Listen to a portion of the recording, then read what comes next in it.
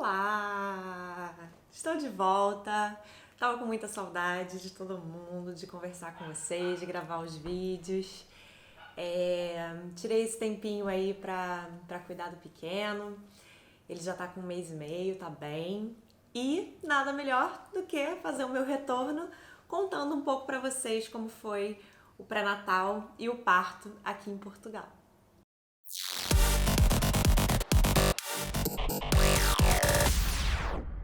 Antes de tudo, eu preciso muito agradecer pelas mensagens de carinho que a gente recebeu aqui. Foi super importante receber esse apoio de vocês, o André também, no tempo que ele ficou sozinho. Vocês foram fundamentais. Dito isso, eu queria começar a contar um pouco como é que foi todo esse processo aqui. Só que eu quero deixar claro também que essa foi a minha experiência no centro de saúde que eu frequento, no hospital, com a equipe médica que me atendeu. E eu já ouvi experiências muito diferentes, então o primeiro conselho que eu dou é: escute a minha experiência, mas também busque outras. As grávidas, mulheres que ficam grávidas aqui, mesmo que não tenham o utente ainda, elas têm prioridade para... Alguns postos estão lotados, enfim, tem uma fila enorme, vocês sabem disso. No meu caso, eu já tinha. Assim que eu fiquei grávida, eu fui ao posto de saúde, comecei a fazer minhas consultas. Primeiro você passa pela enfermeira, né? Ela já te dá uma cadernetinha ali onde vai anotando peso, todos os seus dados importantes. Depois da enfermeira você vai para consulta com a médica. E aí fui fazendo esses primeiros exames de rotina. Os exames eu fazia no hospital aqui de Gaia e as consultas no posto. Em geral, as grávidas são acompanhadas pelo médico de família. Eu não sei exatamente se até a 28ª semana, eu sei que é um pouco mais avançado, você vai sendo acompanhada só pelo seu médico de família. Mas tem alguns casos que você já é encaminhado mais cedo para o acompanhamento com a obstetra no hospital. Por exemplo, gravidez de risco, diabetes gestacional e mulheres também acima dos 35 anos, que é o meu caso, não muito, mas um pouquinho acima dos 35 anos. E aí, mas na 21ª semana, eu comecei a ser acompanhada também no hospital. Então, eu ia à minha médica de família, fazia uma consulta mensal ali pra ela ver se estava tudo certo, mas o acompanhamento ali mais efetivo já estava sendo feito no próprio hospital de Gaia. A partir da 28ª semana... Ah, não, deixa eu falar uma coisa antes a respeito do posto. Além desse acompanhamento que foi feito, a cada trimestre eles realizavam um curso para os pais. E sempre me ligavam perguntando se eu queria participar. O horário para mim era muito ruim, porque pegava a entrada na escola do meu filho maior, de 4 anos. Então eu nunca consegui ir. Mas eles ofereciam esse curso trimestral, né? Do primeiro trimestre, segundo e do terceiro, que eu achei muito bacana, principalmente para mães de primeira viagem. Acho que, né, é super válido ouvir a experiência profissional. E aí no hospital, a partir da 28ª semana, você também tem um curso, que são 8 aulas práticas e 8 aulas teóricas. Pode ir a mãe e o pai, né? 2 vezes na semana, uma prática e uma teórica por semana. E ali você aborda todos os assuntos importantes para o universo das futuras mães. A hora do parto, os primeiros cuidados quando o bebê vai para casa, exercícios para você enfrentar bem ali a fase final da gravidez, a sexualidade do casal no retorno para casa, plano de parto. Esse hospital aqui já está implementando plano de parto, então foi uma coisa que eu achei muito bacana. A gente também conversou sobre isso. Eles exibem vídeos, fazem os exercícios na prática. Uma enfermeira que dá esse curso, então ela tem na aula prática tem os colchões, as bolas. Você vê a experiência de outras mães, você visita as salas de parto, você vê o local onde você vai ficar com seu filho, né? Conhece um pouco ali o procedimento, e isso foi fundamental para me dar um pouco de segurança. Eu confesso que quando eu engravidei, eu dei uma panicada, assim. Eu falei, ai, gente, será que é isso? Eu não conheço nenhuma mãe que teve filho aqui no sistema público. O que eu vou fazer? Será que eu consigo um plano de saúde agora? Como é que, né? Porque no Brasil a gente não... Se você pode, você não usa o sistema público de saúde, né? E eu tinha plano, trabalhava numa empresa, tinha um plano de saúde, então tive um bom plano de saúde, tive meu filho numa excelente, considerada a melhor maternidade do Rio. E eu fiquei com um pouquinho de medo. E aí eu comecei a conversar com algumas pessoas, tanto brasileiras quanto portuguesas, e me acalmou muito, assim, porque elas me explicaram um pouco sobre como é a dinâmica aqui. Muitas mulheres, elas fazem o acompanhamento no particular, mas na hora de terem o filho, elas vão para o hospital público. Isso por quê? Porque, claro que você pode optar por ter filho num hospital particular, mas caso venha ter algum problema no seu parto, você imediatamente é transferido para o público, né? É onde tem ali os profissionais mais qualificados, é onde a estrutura é mais indicada para tratar casos excepcionais, enfim, situações ali de riscos. Então, a partir desse momento, quando eu comecei a perceber que os bons profissionais estão na rede pública, que a estrutura ali que é fundamental para um parto seguro está na rede pública, eu me senti mais segura. Eu vou fazer uma coisa que pode parecer absurda, mas conforme eu fui pensando, eu vi que não é tão absurdo assim, que é comparar o parto do meu primeiro filho no sistema privado do Brasil ao parto do meu segundo filho no sistema público em Portugal. O meu primeiro filho eu tive numa maternidade, uma das melhores maternidades do país, com uma equipe humanizada que me acompanhou a gravidez inteira. E ainda assim, o parto foi exatamente como eu quis, ele nasceu na banheira, foi um parto natural, não tomei anestesia, nada, fui acompanhada por uma doula, foi tudo muito como eu idealizei. Só que depois que meu filho nasceu, pode parecer bizarro, né? Ele foi pro berçário com o pai e eu fiquei esperando um maqueiro me levar da sala de parto pro quarto. Só que tinha um engarrafamento de macas, por assim dizer, tá? Não sei se tinha faltado alguém naquele dia, se tinha quebrado um elevador, eu ouvi muitas coisas diferentes. Mas eu levei umas 2 horas pra descer da sala de parto pro meu quarto. Eu já tava quase, porque eu tava muito bem, eu já tava quase levantando, indo a pé, andando, pegando o elevador e descendo. Foi a enfermeira que não deixou. A ponto da minha obstetra subir pra saber o que estava acontecendo, porque o meu filho já tinha ido pro quarto e teve que voltar pro berçário, porque o bebê não pode ficar sem a mãe no quarto. Eu fiquei muito frustrada nesse aspecto, porque eu passei um longo tempo afastada do meu filho ali logo depois do nascimento dele, por motivos alheios à minha vontade. Aqui eu vou contar mais detalhadamente como é que foi esse processo, tá? No final você começa a ser acompanhado ali mais regularmente, né? Toda semana, depois a cada 4, 5 dias, porque os dois nasceram com 41 semanas, cravado. O Tomás, inclusive, que foi o daqui, teve que ser induzido, porque ele não queria dar as caras, gente. Ele tava achando bacana ficar aqui. E aí eu fui, a médica marcou a indução 41 semanas, que é o de praxe que eles fazem aqui. Fui lá, cheguei com meu marido e tal, entrei, internei. E aí logo, como eu já tinha alguma dilatação, logo fui para a sala de parto.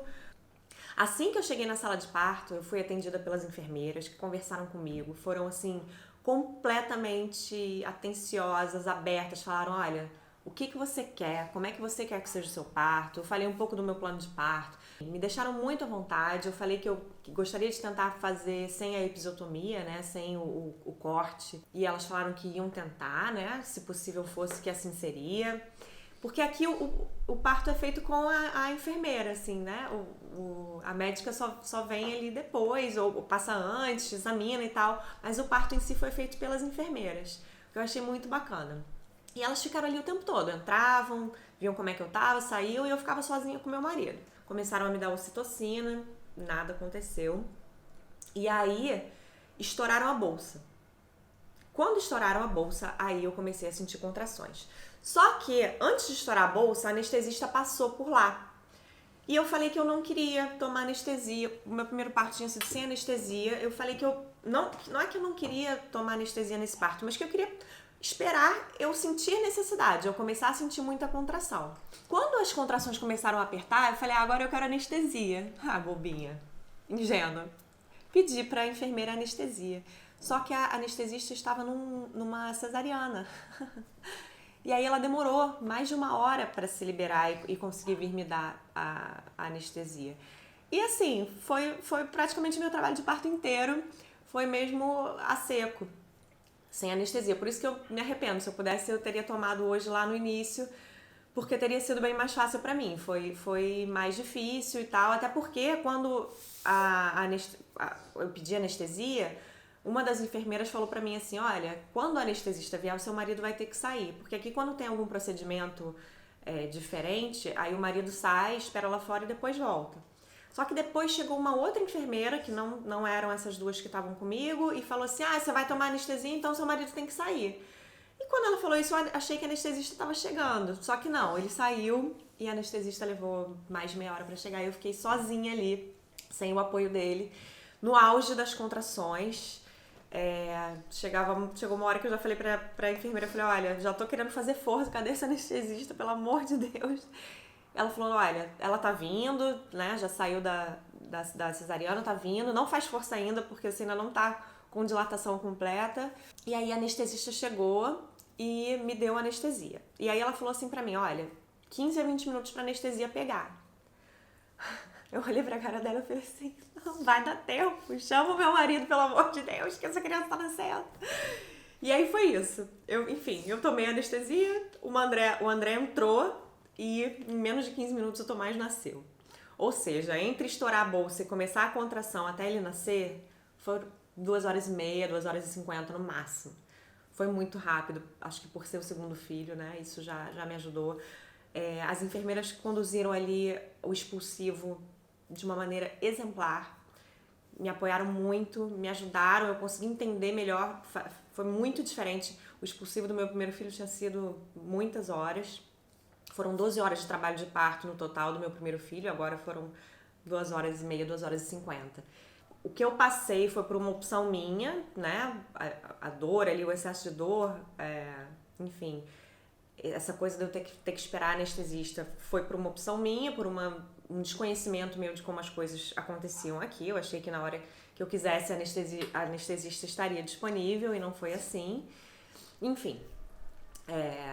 E aí meu filho nasceu e no momento que ele nasceu, ele foi para uma sala ao lado para fazer ali os procedimentos de rotina. O André foi junto, cortou o cordão umbilical e voltou um pouquinho tempo e aí sim ele não saiu mais do meu colo. A gente foi levado para uma sala anexa, fiquei ali com ele umas 2 horas, ele e o André só, amamentando e tal, até que eu estivesse me sentindo melhor.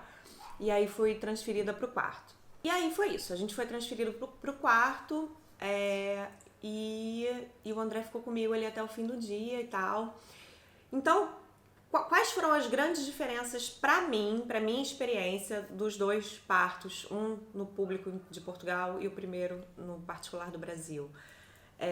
Eu senti que lá eu estava muito protegida lá no Brasil porque eu tinha a minha equipe já muito alinhada comigo e ainda assim eu acabei vivenciando experiências que não eram como eu pretendia por causa da estrutura da maternidade. Aqui você tem um acompanhamento com a médica, não necessariamente é a sua médica que vai estar no seu parto. A minha médica, como eu fui induzida, ela marcou num dia que ela estava, mas ela também não ficou o tempo inteiro. Teve uma hora que ela foi lá, me viu e depois, acho que acabou o turno dela, vieram outras médicas para fazer o rompimento da bolsa, para me examinar depois.